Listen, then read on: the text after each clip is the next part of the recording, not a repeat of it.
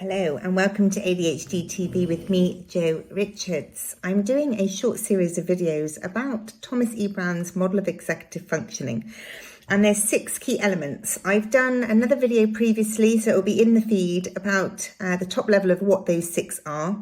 And then in each of these videos, and you don't need to watch them in any sequence at all, I'm just breaking them down and just trying to bring them to life a bit more in different ways. So this video is about emotion, and I have already done a couple of different ones with different information in about emotion and what we can learn about it. One being about the DSM-5 and the fact that emotion is not included as part of the diagnostic criteria, which is completely bonkers, as actually it's one of the main ingredients that we find so challenging. So that's in a different video if you want to find out more about that. So in this one, it was actually a really lovely story that I was told by my ADHD coach when he was doing his training. And basically, one of the professors was talking about feelings and gave an analogy, and don't we love them? So this one's about a hotel, and basically you have guests that arrive to the hotel, and they all have their own bag. And if you look inside that bag, you can see why the hotel guest is there. But based on the contents, could it be they're on a business trip? It could be that they're on holiday or a romantic weekend away with their partner.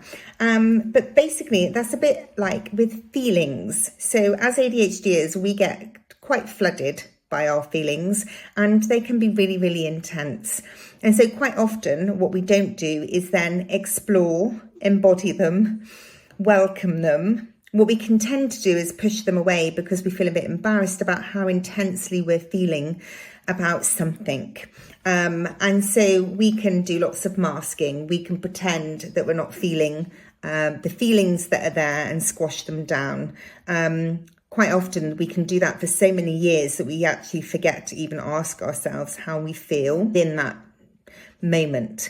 And so that can be really, really challenging. Other people can perceive us as not having any feelings because we are masking and squashing them down. But actually, there's a couple of tools out there. There's something called the emotions wheel, which starts off top level with what the top emotions are, and then what sits underneath those emotions. That's a really fabulous tool for getting us to be able to start asking, okay, how do I feel about this? What's underneath this feeling? You know, really looking in that bag that we've taken into the hotel and finding out more about the underlying emotions that's making us feel the way we feel. There's also an app, I think it's called We Feel. I will make sure that in the comments I put information about both of these resources so that you can access them, and they are in my free resource area as well, so you'll be able to pop in there and get more information about them. But it's just really lovely because actually if we're not understanding our feelings and our emotions, you know, they are signposts trying to give us information about what's going on. And if we're pushing them down or we're pushing them away because we're like, oh, I'm not behaving appropriately, and we're trying to pull ourselves together all the time, instead of actually sitting with the feelings and letting them flow in, and then having an understanding of why they're in play, quite often we're not setting boundaries, we're not actually understanding what our own needs are, or actually asking other people to meet our needs.